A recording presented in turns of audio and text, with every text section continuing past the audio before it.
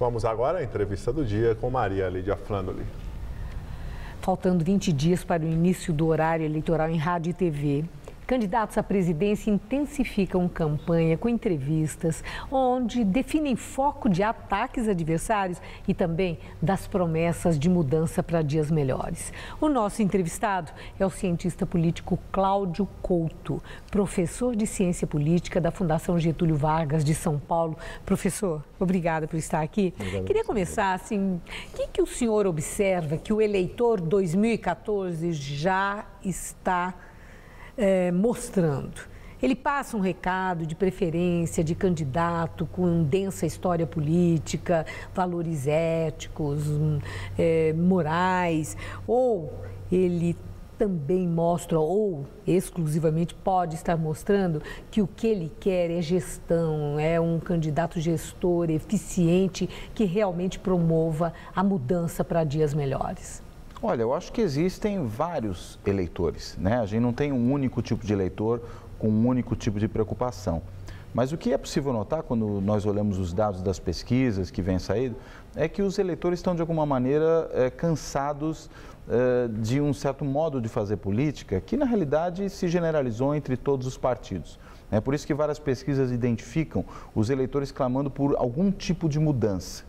Quando você pergunta para os eleitores que são entrevistados nas pesquisas o que eles esperam para o próximo governo, eles dizem que esperam uma gestão melhor, mesmo quando identificam que essa gestão pode ser promovida pelos próprios ocupantes dos cargos. Isso eu penso nos vários níveis de governo, não só no nível federal, mas também nos níveis estadual e municipal. E novo tipo de gestão não quer dizer apenas técnicas administrativas, mas quer dizer novas práticas políticas.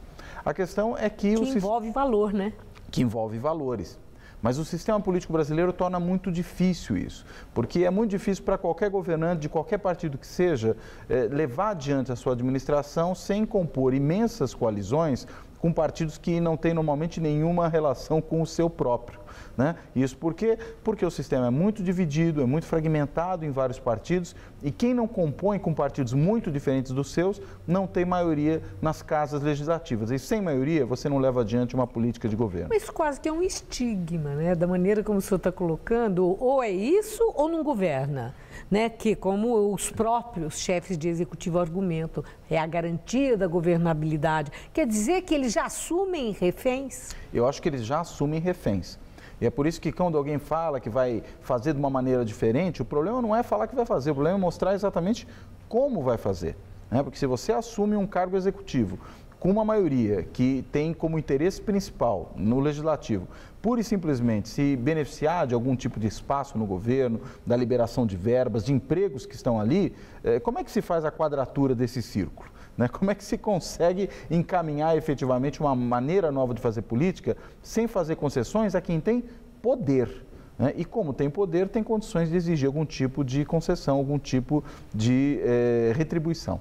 Agora, professor, teve um dado que foi, no mínimo, curioso. Uma queda de 30% do número de eleitores jovens se inscrevendo para votar nessas eleições. Quando eu falo jovens, entre 16 e 17 anos. O que explica isso? É desinteresse pela política? É desalento? O que é? Eu acho que talvez seja uma mistura dessas várias coisas. As manifestações que se iniciaram em junho do ano passado, elas na realidade demonstraram um cansaço também da juventude, ou pode-se até dizer, talvez principalmente da juventude, com o modo tradicional de fazer política. É isso que levou, num dado momento, à rejeição aos próprios partidos, nas manifestações. Isso apareceu de maneira muito forte, a um questionamento da classe política de uma maneira geral. E esses jovens que têm entre 16 e 17 anos, eles não têm obrigação de se cadastrar. Então, você tem um cadastramento facultativo.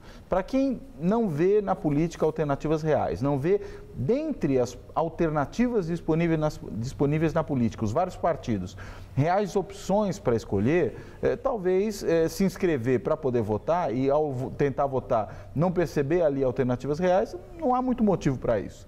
Acaba nem se inscrevendo, vai esperar o momento em que isso se tornar realmente necessário, realmente obrigatório.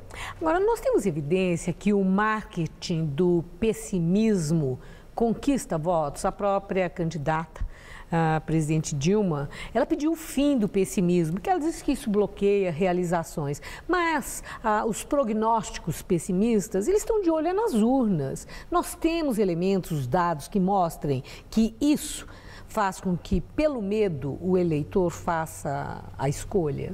Olha, eu acho que o pessimismo funciona quando é o pessimismo em relação ao outro, em relação ao adversário. Então, isso do que a presidente vem se queixando é o pessimismo em relação ao seu governo, né? As realizações econômicas, ao seu estilo de gestão, né? Não é um pessimismo pura e simplesmente generalizado com respeito à política. Porque se fosse isso, todos perderiam, né? É sempre o medo focado no outro, né? Isso foi usado, por exemplo, contra o PT alguns anos atrás, quando o PSDB divulgou aquela ideia do medo, de que se tinha medo que poderia acontecer se o Lula ganhasse a eleição, e foi usado mais recentemente pelo próprio PT contra o PSDB em relação ao que poderia acontecer se o PT saísse do governo, com respeito particularmente às políticas sociais, à saída de uma grande parcela da população. Mas é curioso que eles deram uma recuada em relação a isso, né? Eu acho que foi usado no momento pontual, né? Se aferiu aí, evidentemente, quais foram os efeitos disso por meio de pesquisas qualitativas, né, junto a setores da população, e depois a agenda seguiu. Acho que a questão agora é esperar para ver, quando começar realmente a campanha na televisão, para ver se essa estratégia volta. Agora, né? Tem um outro caso, professor, que chamou atenção, e esse aí repercutiu e está repercutindo ainda, que foi aquele do Santander, né? Que nos extratos de um patamar lá de clientes diferenciados, com renda mais alta, que a economia iria piorar, esse tipo de avaliação no extrato bancário, iria piorar se, diante da perspectiva da reeleição de Dilma. É claro que no PT houve todo um protesto da própria presidente da República. Agora, isso foi surpreendente ou, de certa forma, o mercado atua dessa forma, com esse tipo de avaliações e prognósticos negativos em relação à reeleição de Dilma, coisa que já vem fazendo há algum tempo. O Santander inovou ou apenas é uma prática do mercado que acontece? Olha, quem vinha acompanhando o noticiário econômico dos jornais já vinha vendo que a cada nova pesquisa que saía, na qual a presidente Dilma aparecia pior,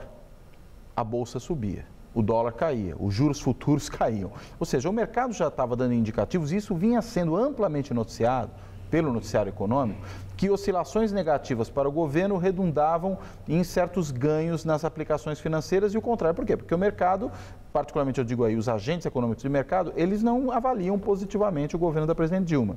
E daí, consequentemente, isso se reflete nos seus investimentos. O que eu vejo que o banco fez foi basicamente dizer isso aos seus clientes, com problemas. Primeiro, quem leu aquela nota estava tremendamente mal escrita, né? Então, a mensagem foi transmitida de uma maneira atrapalhada. E eu creio que isso, em boa parte, contribuiu para o problema. Bom, o banco se explicou, né? Diz que foi um funcionário que foi demitido. Sobrou para o estagiário. E sobrou, né? E pediu desculpas. Não, pediu desculpas, né? Agora, é um certo alarmismo que vem marcando a política brasileira, dessa vez do lado do PT, contra isso, que honestamente repetiu o noticiário econômico, em que pese a péssima redação da nota.